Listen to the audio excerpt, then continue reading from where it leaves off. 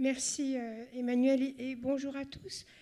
Ce que les interventions précédentes m'inspirent, c'est donc pour moi-même 2 ou 3 constats. Le premier, c'est qu'il aura fallu une dizaine d'années pour que la question de la santé physique des soignants vienne émerger et rejoindre celle de la santé mentale. Il y a 10 ans, dans cette salle, j'étais directrice générale de l'offre de soins et à la demande de Marisol Touraine, nous avons lancé une stratégie « Prendre soin de ceux qui nous soignent ». Moi, j'étais absolument ravie par cet intitulé. Rassurez-vous, il n'y avait que 2 ou 3 personnes dans nos bureaux qui étaient au courant du lancement de la stratégie. Ça n'a intéressé absolument personne, mais pour une raison simple, c'est qu'on n'était pas intéressant. Parce qu'on commençait à avoir conscience, et bien sûr, il faut rendre hommage à SPS, à Eric Henry, à Catherine Cornibert, et puis leurs collègues. C'est eux qui nous ont alertés, beaucoup de gens nous alertaient. À l'époque, on avait un problème de suicide d'interne, hein, vous vous souvenez. Et vous aviez eu cette prise de conscience, non seulement du constat, mais de l'action. Vous avez été les premiers à faire de l'action, et nous avons, dans ce ministère, décidé de vous soutenir pour que vous ayez votre chance et que vous puissiez vous renforcer. Donc, mon premier constat est celui-là. Il aura fallu une dizaine d'années pour que SPS arrive à faire des petits et arrive à combler cette impensée de l'action publique qu'est la santé des soignants. Avec, et vous le dites tous, mais encore faut-il le répéter, il ne peut pas y avoir de notion d'efficience, d'efficacité, de meilleure organisation si nous avons des soignants soit absents, on sait tous les ravages des notions de remplacement et de l'absentéisme dans ce secteur comme dans d'autres, mais particulièrement dans ce secteur pour des questions de compétences et de continuité.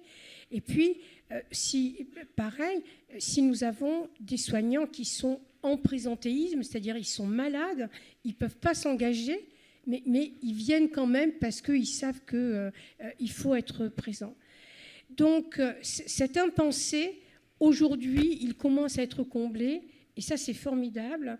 Et j'ai entendu tout à l'heure, et je suis vraiment très heureuse, l'annonce de la création de tous ces groupes de travail.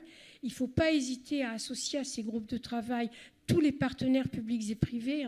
On voit autour de la table que tous les partenaires publics et privés intéressés à la santé sont liés de près ou de loin à la question de la santé des soignants. Donc, premièrement, il n'y avait pas d'études, il y a maintenant des études, il n'y avait pas de prise de conscience.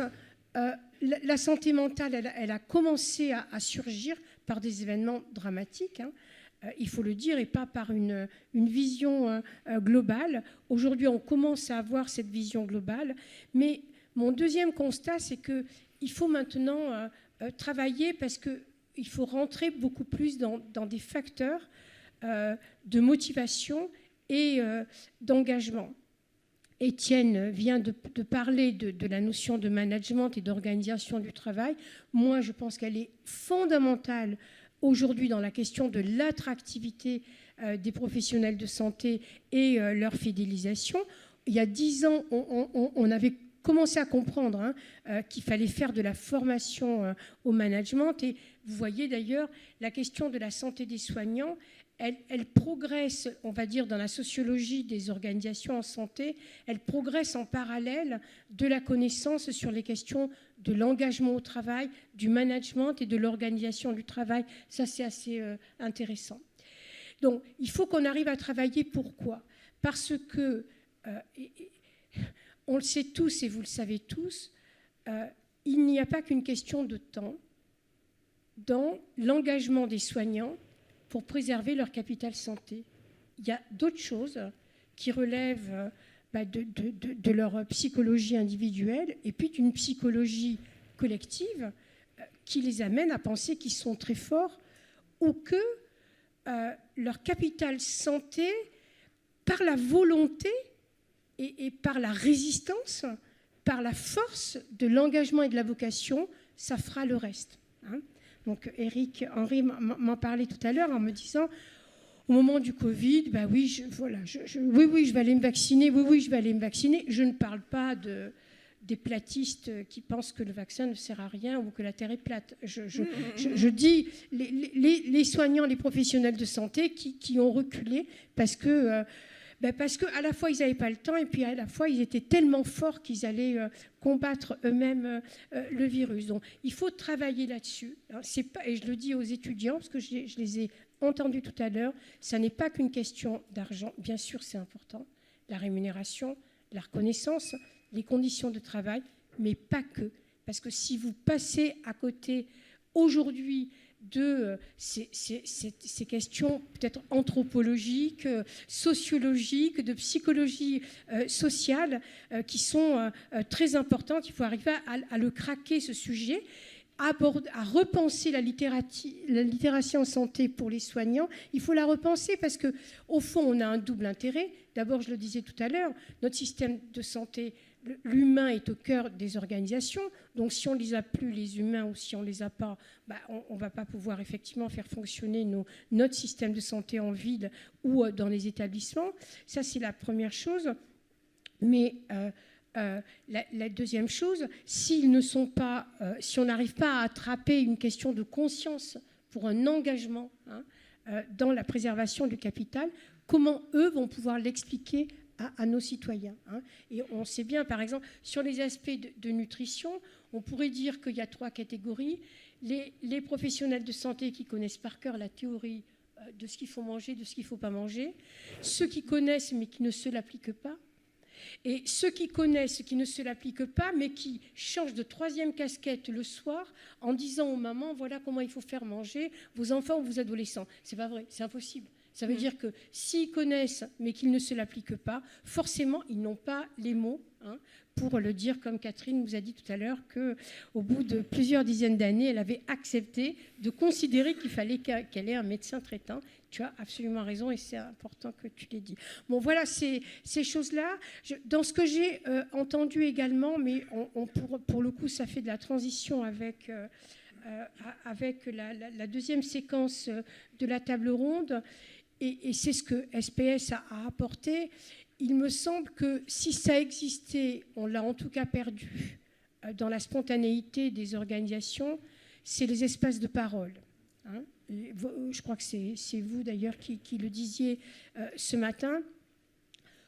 Savoir qu'on peut à un moment donné avoir un espace pour aller en parler ou pour montrer à quelqu'un qu'on va suffisamment pas bien pour que ce quelqu'un nous interpelle en disant « Et dis donc, toi, j'ai l'impression que ça ne va pas ». Et ça, c'est vrai pour les violences sexistes et les discriminations que l'on peut subir au travail. C'est vrai pour la question de l'usure de la santé. Et ça, c'est vraiment très important de considérer que la constitution de l'équipe, la Haute Autorité de Santé, sous l'impulsion de Catherine, a beaucoup travaillé il y a quelques années sur la notion de l'équipe dans la protection des risques. Les deux, en très peu de temps, je dirais comme première conclusion que moi je tire de cette table ronde, c'est la nécessité du regard et du travail interdisciplinaire sur ce sujet de la santé des soignants. Depuis 10 ans, vous avez fait émerger la santé mentale et la protection contre burn-out, dépression, agression. Il faut maintenant en sortir toutes ces études qui n'existaient pas avant et qui viennent objectiver l'état de nos professionnels, en termes de santé de nos professionnels de santé. Il faut vraiment avoir un regard interdisciplinaire qui va des sciences sociales. Qu'est-ce que c'est que la relation à son propre capital santé? Comment on change la littératie en santé pour expliquer pourquoi il faut se dépister, pourquoi il faut faire des diagnostics, pourquoi il faut faire de la prévention, y compris sur soi-même, et jusqu'à d'autres questions, bien sûr, les questions du sommeil, les questions de la nutrition. Inde l'a bien dit, et on discutait il y a 2 minutes avec Inde. Comme directeur d'hôpital, je me suis intéressée à ces histoires de nutrition pendant, mais peut-être 20 ans, dans des échecs complets. Nous n'avons jamais réussi à sortir quelque chose d'intelligent, d'efficace sur les collations de garde et les collations de nuit. C'est pas la volonté qui nous a manqué, mais on ne savait pas le faire, on l'a mal fait, et donc il faut vraiment attraper. Donc vraiment, et puis ce qu'a dit Isabelle est très important, ce qu'a dit Étienne également, il faut vraiment avoir un regard interdisciplinaire, et ça c'est vrai quel que soit le niveau. C'est vrai pour le ministère de la Santé et donc le premier acteur, on va dire, de l'action publique, mais c'est vrai également à tous les échelons, que ce soit les échelons institutionnels, les facultés de médecine ou les études en santé, l'échelon des établissements, l'échelon des associations ou des fédérations. Première chose. Deuxième chose, parce que, pardon, je n'ai pas prononcé le terme, mais il faut arriver à replacer la santé des soignants dans la grande famille de la qualité de vie au travail et des conditions de travail. Et je dis tout de suite, l'ANAP avait élaboré depuis plusieurs années un tableau de bord qualité de vie au travail, conditions de travail.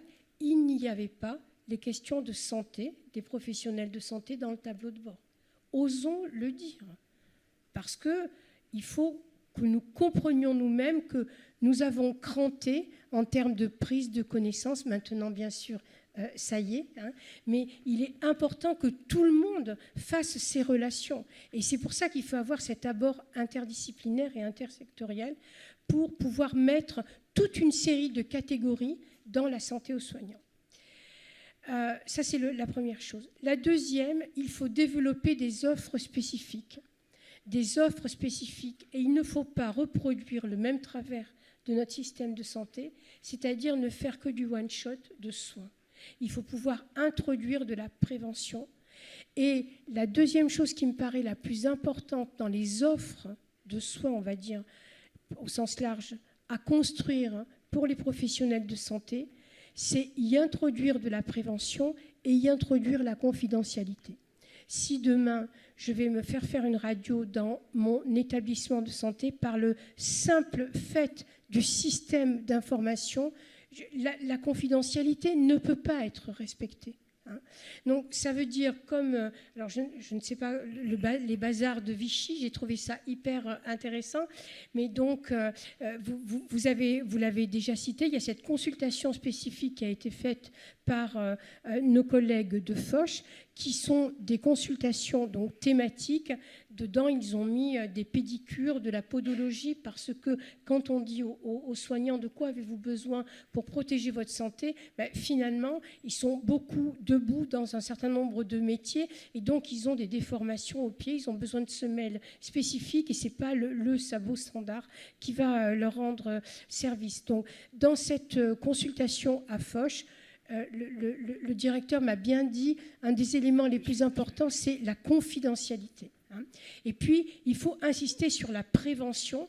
Quand on parle de santé aux soignants, on ne va pas recommencer à dire uniquement, on va voir un médecin uniquement quand on est malade. Non, quels sont les éléments de prévention spécifiques à ma profession que je dois mettre en œuvre.